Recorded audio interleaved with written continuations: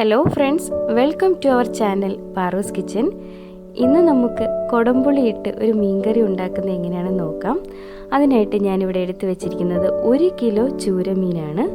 ഇതിലേക്ക് ആവശ്യമായ സാധനങ്ങൾ എന്തൊക്കെയാണെന്ന് നമുക്ക് നോക്കാം. കടുക് വറുക്കാനായിട്ട് നമുക്ക് വറ്റൽമുളക്, കൊച്ചുള്ളി ചെറുതായി അരിഞ്ഞത്, ഉലുവ, വെളുത്തുള്ളി, ഇഞ്ചി ചതച്ചത്, 5-6 കൊടംപുളി കഴുകി 10-15 മിനിറ്റ് ഞാൻ വെള്ളത്തിലിട്ട് കുതിർത്ത് വെച്ചിരിക്കുന്നതാണിത്. ഇനി ഒരു പാത്രത്തിലേക്ക് 1 ടീസ്പൂൺ മഞ്ഞൾപ്പൊടി, 3 ടീസ്പൂൺ കാശ്മീരി ചില്ലി പൗഡർ, ഇതൊന്ന് വെള്ളമൊഴിച്ച് കുഴച്ച് എടുക്കാം. പൊടിയായിട്ടിടുമ്പോൾ നമുക്ക് പൊടി കരിഞ്ഞു പോകാനുള്ള സാധ്യത കൂടുതലാണ്. അതുകൊണ്ടാണ് ഞാനിങ്ങനെ വെള്ളമൊഴിച്ച് കുഴച്ച് എടുക്കുന്നത്.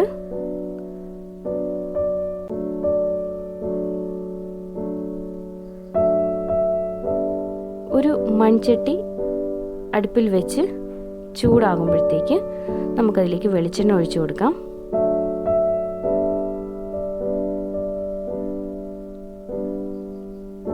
വെളിച്ചെണ്ണ ചൂടായി വരുമ്പോൾ കടുകിടാം.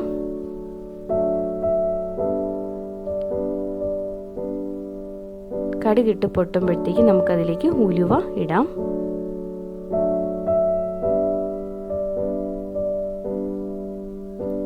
അതിനുശേഷം നമുക്ക് അരിഞ്ഞു വെച്ചിരിക്കുന്ന കൊച്ചുള്ളി ഇതിലേക്ക് ഇട്ട് കൊടുക്കാം.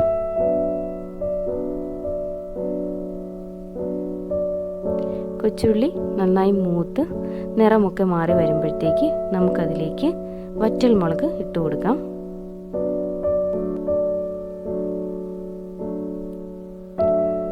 അത് കഴിഞ്ഞ് നമുക്ക് ചതച്ച് വെച്ചിരിക്കുന്ന ഇഞ്ചി അതിലേക്ക് ഇട്ട് കൊടുക്കാം. ഇഞ്ചിയൊക്കെ നന്നായി വഴണ്ടി വരുമ്പോഴത്തേക്ക് നമുക്ക് ചതച്ച് വെച്ചിരിക്കുന്ന വെളുത്തുള്ളി അതിലേക്ക് ആഡ് ചെയ്യാം. പച്ചമണം മാറുന്നത് വരെ ഇതൊന്ന് വഴറ്റി കൊടുക്കുക. പിന്നെ അതിലേക്ക് കരിവേപ്പിലയും കൂടി ആഡ് ചെയ്യാം.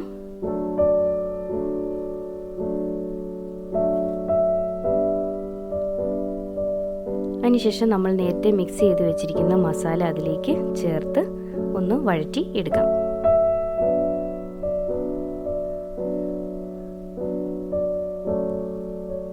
മസാലയൊക്കെ നന്നായി വഴണ്ട് എണ്ണയൊക്കെ തെളിഞ്ഞു വരുന്ന സമയമാകുമ്പോൾ നമുക്ക് പുളി ചേർക്കാം.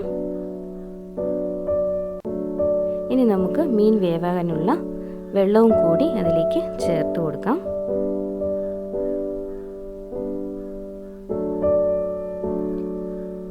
ആവശ്യത്തിന് ഉപ്പ് കൂടെ ചേർത്ത് നമുക്കൊന്ന് അടച്ചു വെച്ച് 5 മിനിറ്റ് ഒന്ന് തിളപ്പിച്ചെടുക്കാം.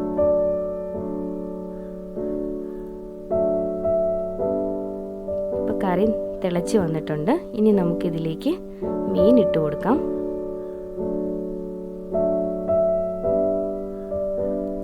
എന്നിട്ട് അടച്ച് വെച്ച് ഒരു 5 മിനിറ്റ് ഹൈ ഫ്ലെയിമിൽ തന്നെ കുക്ക് ചെയ്യാം.